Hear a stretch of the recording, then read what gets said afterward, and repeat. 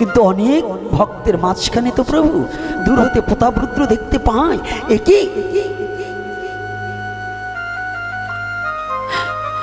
গগনের সূর্য যেন হার মেনে গেছে। একবার প্রতাপরুদ্র গগনের সূর্য পানে তাকায়, আর একবার আমার মহাপ্রভুর অঙ্গ কান্তির দিকে ফিরে ফিরে যায়।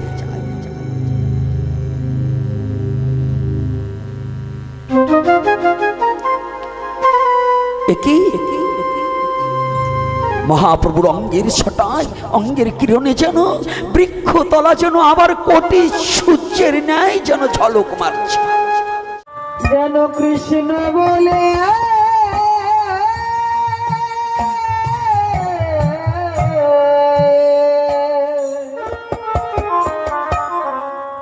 কাঁদিতে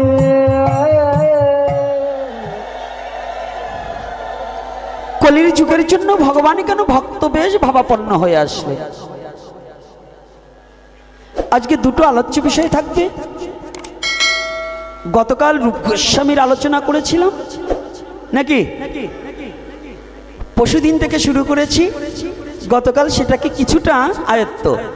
রূপ বর্ণনা, রূপ গোস্বামীর লীলা মাধুর্যতা বর্ণনা করতে গেলে কয়েক মাসেও শেষ হবে না। তাহলে ভক্তের কথা বলতেই যদি কয়েক মাসে না হয়, তাহলে ভগবানের কথা কি অনন্তকালে শেষ হবে? রাধে রাধে, কথা বলবেন না, বসুন বসুন বসুন। তাহলে তো আমাদের জানতে হবে, মায়েরা মস্তকগুলো আমি ঢেকে বসবার বলছি বারংবার।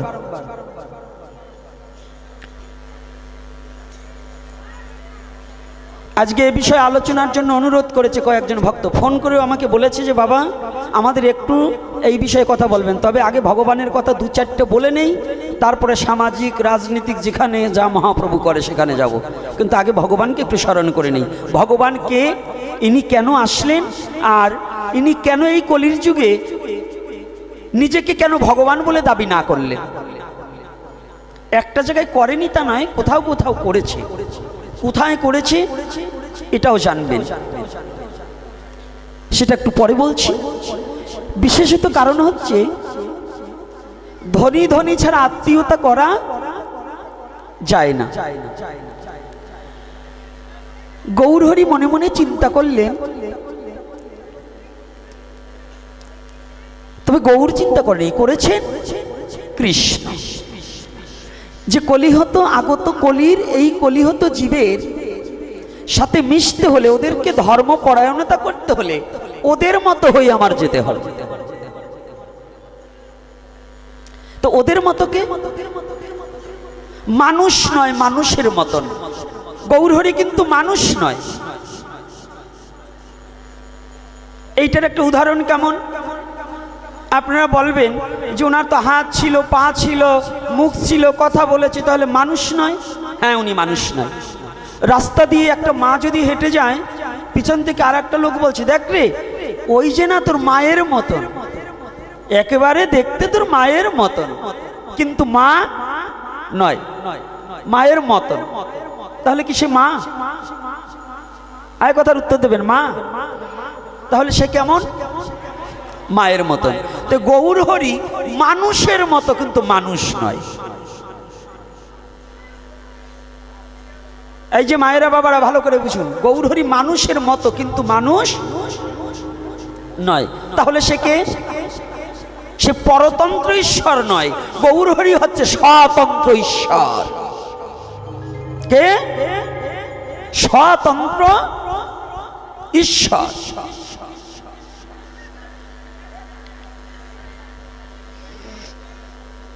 এই স্বতন্ত্র ঈশ্বর গৌরহরি সদা স্বয়ং ঈশ্বর হয়েও সে নিজেকে কেন লুকায়িত রাখলেন? এই বৃহত্তম তত্ত্বটা কি? সে আপনাদের মতো হলেনি কেন? আমার মতো এরকম হলেনি কেন? এইরকম দেহ নিলেনি কেন?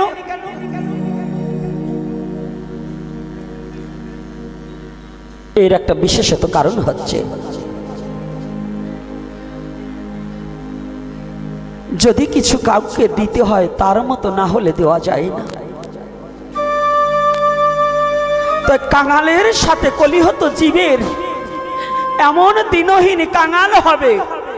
অর্থ করি ঔষাজ্য মার্গ কিন্তু থাকলেই সে কাঙাল নয়, এটা ভাবা যাবে না। ধন ঐশ্বর্য থাকলেও সে ভিখারির চেয়েও অধম হতে পারে। কলিহত জীবের হাত পা সব আছে, কলিহত জীবের ধনজন থাকবে, কিন্তু কলিহত যে জীব যে বড় অভাবী হবে, কলিহত জীব যে বড় দুঃখী হবে, বড় কাঙাল হবে।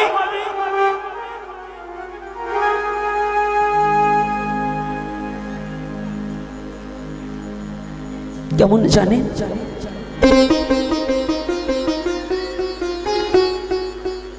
একটু একটু কথা শুনুন। সুখদেব গোস্বামী হরি কথা বলতে বলতে এক সময় মহারাজ পরীক্ষিতকে মহারাজ বলে সম্মাননা করেছিলেন।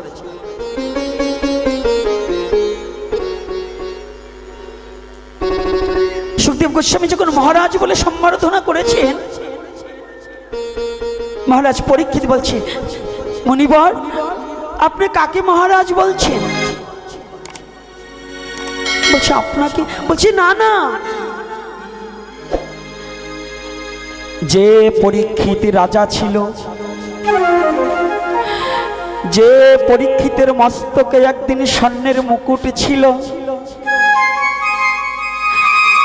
সে পরীক্ষিত মারা গিয়েছে। আপনার সম্মুখে দিনহীন কাঙাল ভিখারি পরীক্ষিত এসে দাঁড়িয়েছে।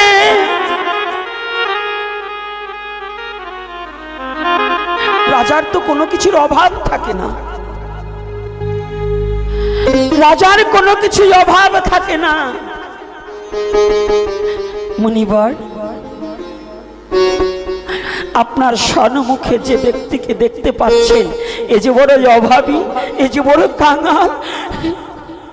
বলছি কি বলছি কাঙাল? বলছে হ্যাঁ আমি কাঙাল। কেন জানো? আমি কাঙাল কোনো অর্থবিত্তের নয়, আমি শুধু কাঙাল আপনার বদন হইতে হরি কথা শ্রবণের জন্য। আমার সব থাকিলেও আমার যে হরি কথা নেই, হরি ভজন নেই।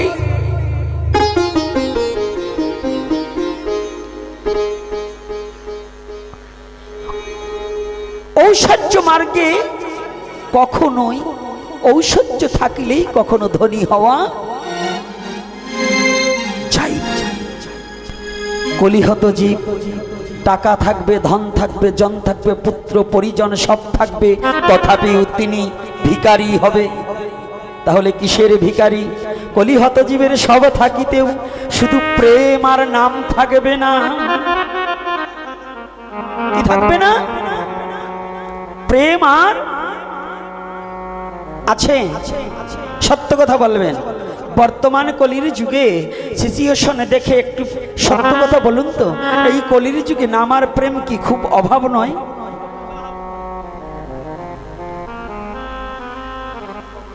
আমার ভগবান কৃষ্ণ করুণা করিয়া দুহু অঙ্গ এক অঙ্গ হইয়া কলিতে গৌরাঙ্গ হইয়া ভক্ত বেশ ভাবাপন্ন হইয়া ভাবিলেন, যদি ওদের মতো কাঙাল না সাজিতে পারি তাহলে এই নাম প্রেম বিতরণে করিতে পারিব না।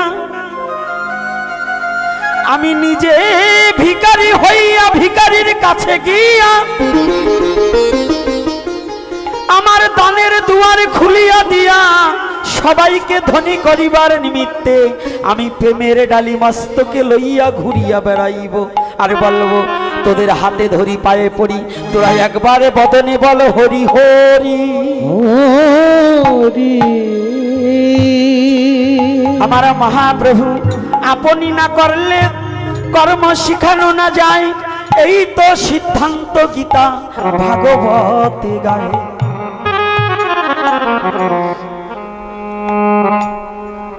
এই কলির যুগের জন্য কোন রাজাকে মহাপ্রভু কৃপা করেনি, কোন জমিদারকে নয়, কোন ধনাঢ্য ব্যক্তিকে মহাপ্রভু কৃপা করেনি। মহাপ্রভু একমাত্র কৃপা করেছে দিনহীন কাঙালকে, দিনহীন জনকে।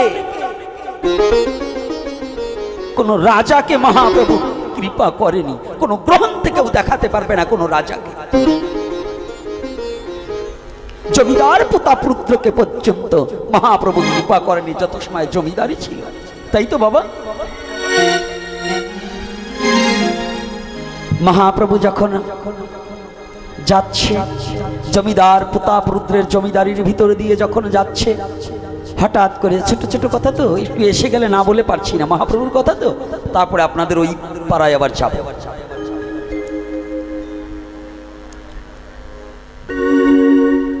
নিমন্ত্রণও দেওয়া লাগে, বিনা নিমন্ত্রণে লাখো লাখো জীব যেন মহাপ্রভুর পিছু পিছু হাঁটছে, লাখো জীব মহাপ্রভুর পিছু হাঁটছে। ভালো করে বুঝবেন, এই ছোট্ট ছোট্ট লীলার মধ্য দিয়ে আমাদের ছোট্ট লীলার মধ্যে বৃহত্তম মাহাত্ম্য আছে। জমিদার পিতা পুত্র তাকিয়ে দেখতে পাচ্ছে, আহা, আমার জমিদারির মধ্য দিয়ে আমার প্রজারা, আমার অন্য যারা প্রতিপালিত তাদের তো এমন করে কথা শোনাতে পারি না। এ কে গো? একজন ভক্তকে ডেকে বলছে, এই কে? তুমি দেখে আসলে কে? এই হাজার হাজার লোক ছুটে যাচ্ছে কার জন্য? জমিদার বাবু, আপনি জানেন না? না। আরে এক নবীন বয়সের সন্ন্যাসী এসেছে, অজানুলম্বিত বাহু রূপে বিশ্ব জগৎকে পাগল করে ফেলেছে, যার বদন হইতে একবার জীবনে যদি কেউ কৃষ্ণ নাম শ্রবণ করে সে আর ঘরে ফিরে যেতে পারে না।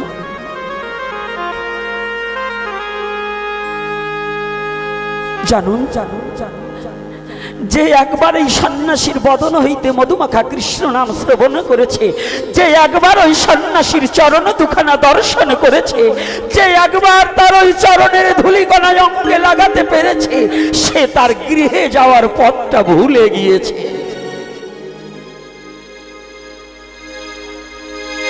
সে আর ঘরে যেতে পারেনি। কি বলছো? আমি এই জমিদারি, আমি এত বড় একজন জমিদার, আমার, হ্যাঁ, আপনার পুজোরেও চলে যাচ্ছে।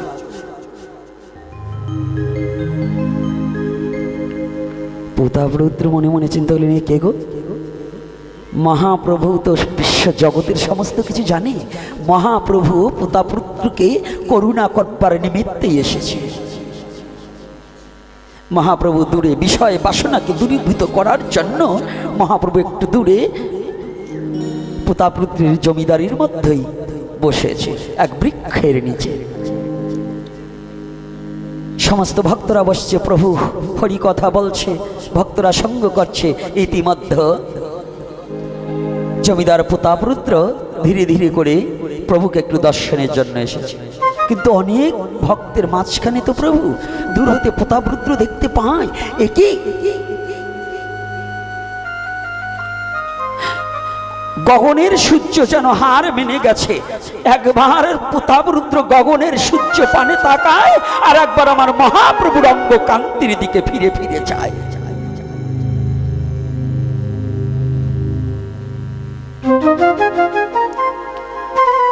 একই মহাপ্রভুর অঙ্গের ছটায়, অঙ্গের কিরণে যেন বৃক্ষতলা যেন আবার কোটি সূর্যের ন্যায় যেন ঝলক মারছে।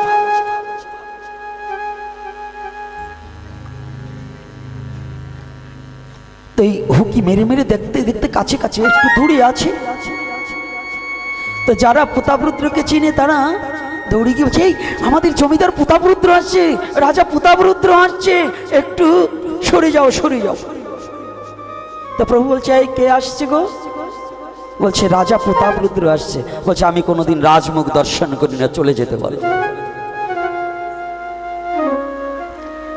এর বৃহত্তম একটা কারণ আছে। প্রতাপরুদ্রের, রাজা প্রতাপরুদ্রের মনে একটা অহংকার জন্ম হলেন। আমি এই রাজ্যের রাজা, আমার পিছনে লোক না হেঁটে ওই একজন সাধারণ সন্ন্যাসীর পিছনে লোক হেঁটে যাচ্ছে। এই যে আমি এই রাজ্যের রাজা, এই অহংকার। আমি যেমন, যদি বাবা আবার সভাপতি বাবা, আমার বাবুল বাবা যেন কষ্ট পায় না, কারণ কথা আপনাদের দিয়েই এক্সাম্পল দিতে হবে, পরকে দিয়ে নয়। যেমন আমাদের কমিটির মধ্যে যারা সভাপতি আছে না, ওনারা অনেক অনেক সময় অনেক সভাপতি, সবাই যে এক নয়, সভাপতি মানে সবার প্রতি, তো তিনি হচ্ছে সভাপতি। কিছু কিছু সভাপতি ওই কয় টাকা দান করে ভাবে যে আমি এই কমিটির সভাপতি, আমি যা বলবো তাই। এরকম আছে না, অহংকার হয় না? কিন্তু সভাপতি সেজে বড় আসন নিয়ে বসে থাকে, কীর্তন হয়, সাধুসঙ্গ হয়, কিন্তু ওই সাধুসঙ্গে গিয়ে একটা প্রণাম করে না, একটু সাধুগুরু বৈষ্ণবের চরণ ধুলি শিরে মাখে না, ওই চেয়ারের উপরে বসে থাকে। এরকম সভাপতি আছে না? কি আছে কিনা? এইরকম লোক আছে কিনা? তো এই অহংকারে কি হয়?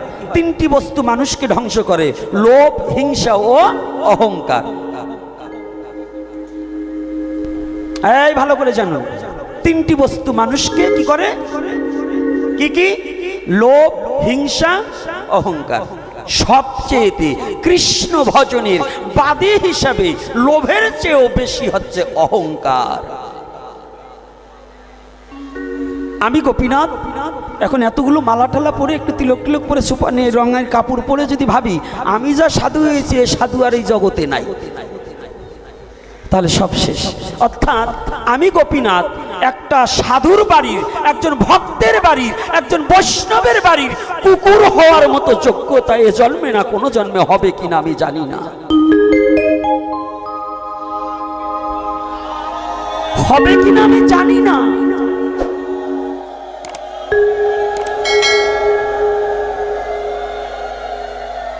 কারণ কি জানি?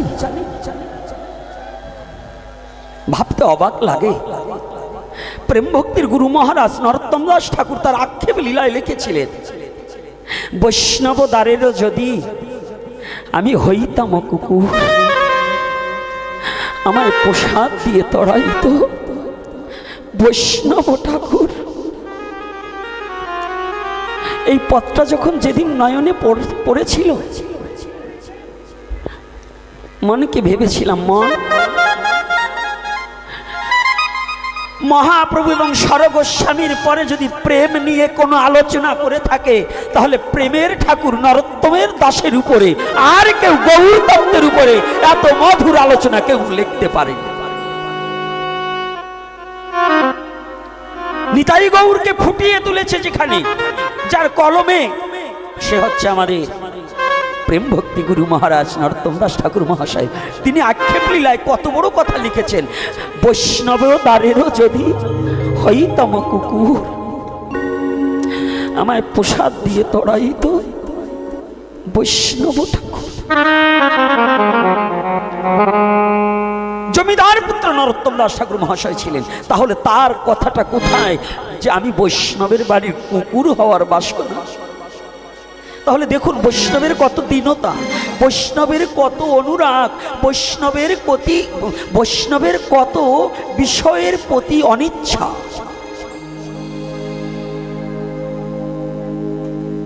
তাহলে তিনটি বস্তু যদি অহংকার একবার হৃদয়ে বাসা বাঁধে না, এই অহংকারে কি হয়? অহংকারের আগুন যদি কারো হৃদয়ে মাঝে একবার লেগে যায়, এই অহংকারের আগুনে ক্রমে ক্রমে দিনে দিনে হৃদয়ের ভক্তি ধন পুড়ে ছারখার হয়ে যায়। তখন ভক্তি পুড়ে গেলে হিংসার উদয় হয় হৃদয়ে পুড়ে। এজন্য ভুল কর্মে যেন যে যেখানে আছি, যে সংগঠনের সাথে জড়িত আছি, যে সংগঠনের সভাপতি, সেক্রেটারি যেই হই না কেন, জমিদার যত বড় দাতাই হই না কেন, দান করিয়াও যেন বিন্দু মাত্র যেন হৃদয়ে অহংকারের সৃষ্টি না হয়, তাহলে ভগবত কৃপা থেকে বঞ্চিত হয়ে যেতে হবে। ডান হাতে দান করতে হবে, বাম হাতে জানবে না, এটাই হচ্ছে দানের নিয়ম। রাজা প্রতাপরুদ্রের হৃদয়ে বাসনা যে আমি রাজা। যখন আমি রাজা, উনি জানে না তুমি এই লৌকিক জগতের কিছু ভূখণ্ডের এক জায়গার একটু রাজা, আর আমার গৌরহরি হচ্ছে অনন্ত জীবের জীবন ব্রহ্মাণ্ডের রাজা। গৌর বিনে যে ব্রহ্মাণ্ডখানা চলতে পারে না। আমার মহাপ্রভু মনে মনে চিন্তা করলেন, যদি আজ এই প্রতাপ রুদ্রকে এই অহংকার চূর্ণ না করা হয়, তাহলে যে ওর হৃদয়ের ভক্তিধন পুরে নষ্ট হয়ে যাবে। আমার মহাপ্রভুর যত লীলা না, একটা লীলার মধ্যে অন্তত কয়েক হাজার লীলা আছে। এক কারণে কোনো লীলা করেন, একটা কারণে কোনো লীলা হয়নি, ওই একটা লীলার মধ্যে কয়েক হাজার হাজার লীলা লুকায়িত আছে। তাহলে দেখে কারা? অনেকে জানেন আমাদের সনাতন ধর্মের অনেকে বলে এই শাস্ত্রে এতগুলো শ্লোক,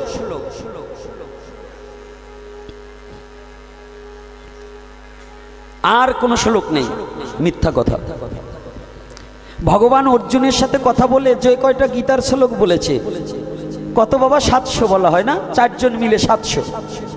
তো অর্জুনের সাথে যতগুলো কথা বলেছে, এরপরে কি ভগবান আর কোনো কথা বলেনি? হ্যাঁ, আগেও বলছে। আচ্ছা, তা সনাতন ধর্ম বাস্তব ধর্ম কেমন? আদ্যাবধি সেই লীলা করে গোরা রায়, কোনো ভাগ্যবান তাহা দেখিবারে পায়। তো এখনো যদি লীলা করে, তাহলে এখনো কথা বলে। তাহলে এই কথা কারা শোনে? একমাত্র সাধুগুরু বৈষ্ণব যারা, ভজন দ্রষ্টা ব্যক্তি যারা, তারা ওই কথা শুনে আজও সেই কথা লেখে। যেমন লেখছে কে? এই বেশি দিনের কথা না, আমাদের বৃন্দাবনে রাধা কুণ্ডস্থ ভূতপূর্বক মহন্তজি 108 শ্রী অনন্ত দাস পণ্ডিতজি মহারাজ, কুঞ্জদাস বাবাজি মহারাজ, এরা যা লিখে গিয়েছেন, এরা কি করেছেন জানেন? পূর্বের গ্রন্থের সব কথা লেখেনি, এরা নূতনত্ব কিছু যোজন করেছে। কেন যোজন করেছে জানেন? এর মতো তাৎপর্য আছে। এরা ভজনে বসে ভগবানের লীলা দর্শন করেছে আর লিখেছে রাধে রাধে। তাহলে আজ যাবতীয় সেই লীলা অহরহ চলছে। চলবে কিনা? চলছে কিনা? এটা কাদের মধ্যে বিদ্যমান আছে? সাধুগুরু বৈষ্ণবের মধ্যে। রাধে রাধে।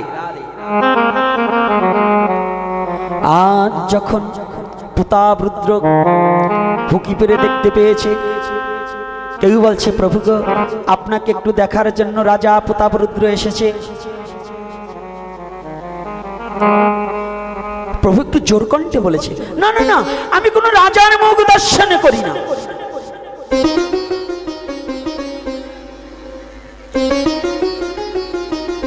শব্দটা দুষ্ট পবন কৃপা করিয়া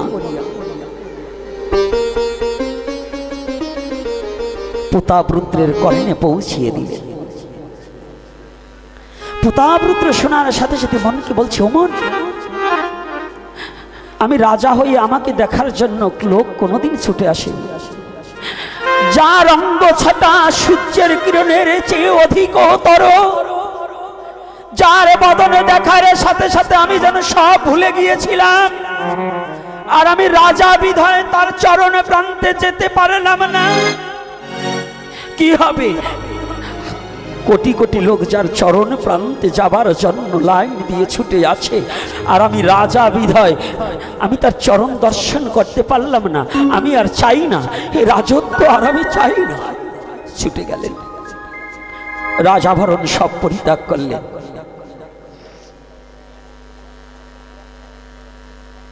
সমস্ত রাজাভরণ পরিত্যাগ করে সাধারণ একখানা সাদা বস্ত্র পরিধান করেছে। একখানা সাদা বস্ত্র, পাট বস্ত্র গলার উপরে দিয়েছেন। ছদ্মবেশে রাজপ্রাসাদ থেকে বেরিয়েছেন। মনে মনে চিন্তা করছে, ভূমিতে প্রণাম করে বলছে, ভূমি, জন্মভূমি তো মাতৃস্বরূপ। ও মা, প্রণাম করে বলছে, মা,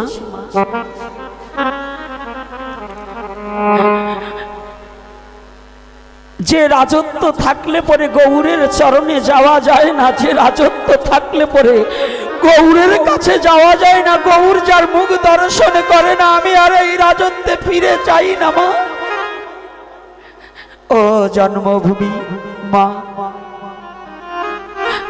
তুমি একটিবার আমাকে কৃপা করো।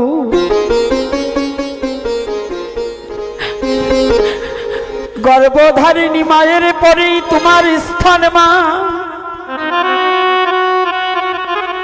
তুমি একটিবার আমাকে কৃপা করো, কৃপা করো।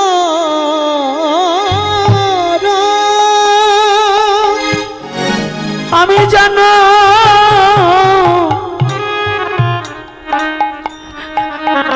যদি ওই গৌরের চরণে স্থান না পাই, আমি আর কোনোদিন এই রাজ্যে ফিরে আসব না।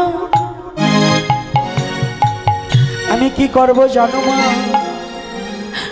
যদি এই রাজত্বের কারণে, রাজা হওয়ার কারণে যদি ওই গৌরের চরণে থেকে বঞ্চিত হয়ে যেতে হয়,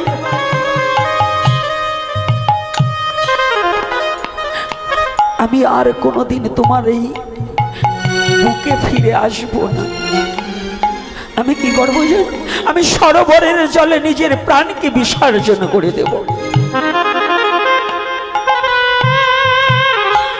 আমার শেষের প্রণামখানা তুমি একবার গ্রহণ করো।